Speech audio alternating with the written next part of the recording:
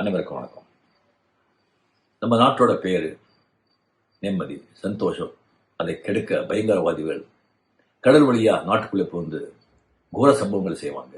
அதுக்கு உதாரணம் மும்பையில் 26/11 நடந்த அந்த கோர சம்பவம். கிட்ட 175 பேரோட உயிரை வாங்கிடுச்சு.